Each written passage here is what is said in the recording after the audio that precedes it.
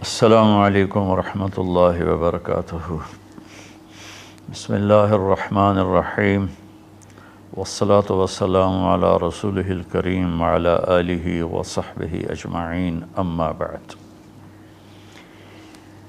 میرے محترم بھائیوں، بہنوں، دوستوں، بچوں، بچیوں، رمضان کی برکتیں اللہ تعالی ہم سب کو نصیب فرمائے۔ اب تو جاتا ہوا رمضان ہے۔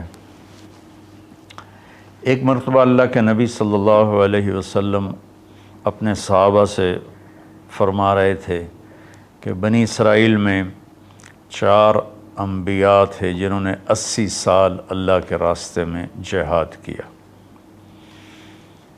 تو صحابہ افسوس سے کہنے لگے، یا رسول اللہ، ہماری تو عمر بھی 80 سال نہیں ہوتی، کم لوگ ہی اس عمر تک جاتے ہیں، اور جب 80 سال کے ہو جاتے بھی ہیں تو کسی کام کے نہیں رہتے، تو پھر وہ تو ہم سے بہت آگے نکل جائیں گے۔ تو میں قربان جاؤں ان صحابہ پر جن کی دلداری کے لیے اللہ قرآن اتارتے تھے۔ سبحان اللہ۔ ایک واقعہ یاد آ گیا، ایک آیت آئی، لا یستوی القاعدون من المؤمنین والمجاہدون فی سبیل اللہ۔ یہ آیت آئی کہ گھر میں بیٹھنے والے اور جہاد کرنے والے برابر نہیں ہیں۔ جب آپ نے یہ آیت سنائی تو اس محفل میں ایک صحابی بیٹھے ہیں، عبداللہ بن ام مکتوم، وہ نابینا تھے۔ وہ کہنے لگے، یا رسول اللہ، میں تو جہاد کے قابل ہی نہیں ہوں، تو آپ کا رب کہہ رہا ہے کہ گھر میں بیٹھنے والے اور جہاد کرنے والے برابر نہیں، تو مجھے تو اندھا اللہ نے بنایا، تو میں اس نعمت سے محروم ہو گیا، تو میرے لیے کوئی گنجائش نہیں ہے۔ تو سبحان اللہ، جبریل دوبارہ واپس آئے ایک لفظ لے کر، پورا جملہ نہیں، صرف ایک لفظ۔ پہلے آیت اتری، لا یستوی القاعدون من المؤمنین والمجاہدون فی سبیل اللہ۔ تو ابھی عبداللہ بن ام مکتوم کی فریاد ختم ہوئی کہ جبریل اتر آیا کہ یا رسول اللہ، اللہ فرما رہے ہیں، اب اس آیت کو یوں پڑھا جائے، لا یستوی القاعدون من المؤمنین غیر اولی الضرر والمجاہدون فی سبیل اللہ، کہ جو لوگ گھر میں بیٹھے ہوئے ہیں اور ان کو کوئی عذر نہیں ہے اور وہ اللہ کے راستے میں جہاد نہیں کرتے، تو وہ اور اللہ کے راستے میں جہاد کرنے والے برابر نہیں۔ ہاں، جن کو عذر ہے اور وہ اس عذر کی وجہ سے نہیں جا سکتے، تو ان کے لیے اتنا ہی اجر ہے جتنا اللہ کے راستے میں جہاد کرنے والوں کا اجر ہے۔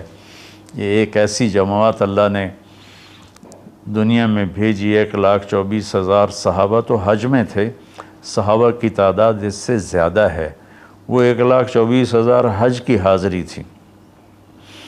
تو اللہ تعالیٰ نے ان کی طفیل پوری امت پہ کرم کیا۔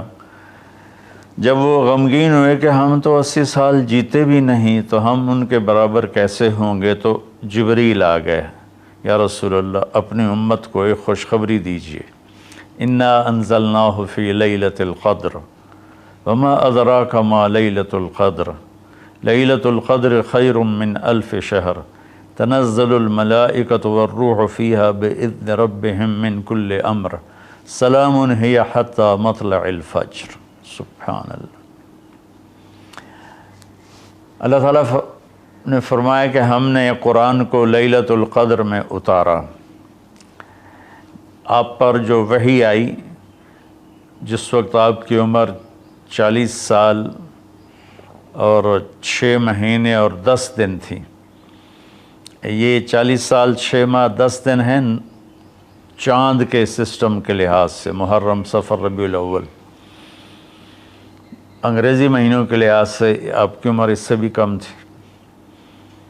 تو جبریل آئے پیر کی رات غار حرا میں 21 رمضان کہ یا رسول اللہ، اللہ نے آپ کو نبی بنایا۔ پھر وہ روایت الگ ہے، خیر۔ تو اللہ تعالیٰ نے یہ آیت اتاری کہ کہ ہم نے قرآن کو اتارا لیلۃ القدر میں۔ پھر اللہ کہتا ہے فما ادراک ما لیلۃ القدر، تمہیں کوئی خبر بھی ہے کہ لیلۃ القدر کیا ہے؟ پھر اللہ نے خود جواب دیا لیلۃ القدر خیر من الف شہر، لیلۃ القدر 1 مہینوں کی بندگی سے زیادہ اجر رکھتی ہے۔ ایک رات عبادت کرو تو 1000 مہینوں سے اس کا اجر زیادہ ہے، 83 سال سے بھی اوپر چلا گیا۔ پھر اللہ نے دوبارہ فرمایا کہ لیلۃ القدر کیا ہے؟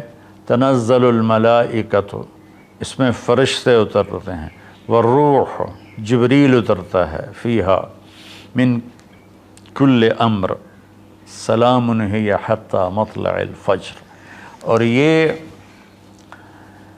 فجر کی طلوع فجر تک یہ رات اپنی برکتوں کے ساتھ رہتی ہے۔ اب اللہ تعالیٰ نے لفظ قدر کے جتنے مطلب تھے نا، سب کا احاطہ کیا ہے اس چھوٹی سی صورت میں۔ انا انزلناہ فی لیلۃ القدر،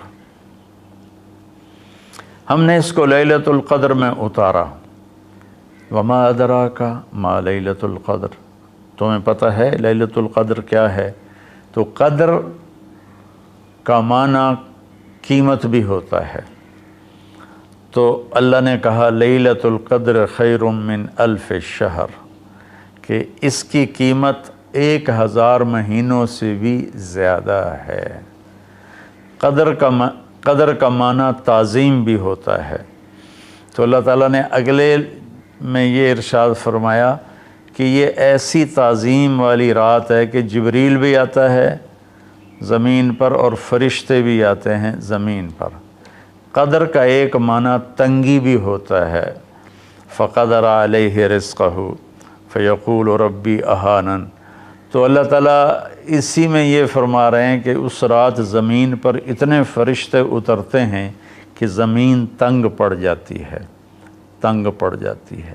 اور قدر کا معنی پیمائش بھی ہوتا ہے، تو اللہ تعالیٰ نے کہا سلام ہی حتی مطلع الفجر، اس رات کی لمبائی چوڑائی کیا ہے؟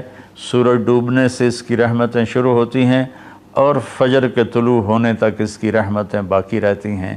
اس طرح قدر کے لفظ کے ہر معنی کو اللہ نے انتہائی خوبصورتی کے ساتھ اس چھوٹی سی صورت میں بیان فرمایا۔ تو اللہ تعالیٰ نے ہمیں اتنی ہمارے ساتھ مہربانی فرمائی کہ ہم اگر ایک رات جاگ لیں تو ہم 83 سال کی بندگی سے زیادہ اجر پا سکتے ہیں، لیکن اللہ نے اس کو چھپا دیا۔ 21، 23، 25، 27، 29 ان 5 راتوں میں چھپا دیا۔ اچھا چھپایا کیوں؟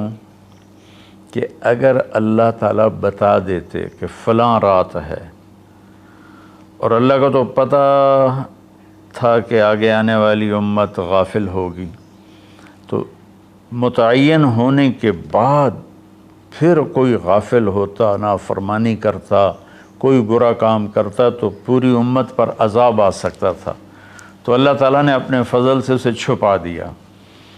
ایک تو اس وجہ سے کہ معلوم ہونے کے بعد قدر نہ کریں تو پکڑ آئے گی، دوسرا اس طرح کہ ہمیں 5 راتیں جاگنے کا موقع مل جاتا ہے کہ شاید یہ رات ہو، شاید یہ رات ہو،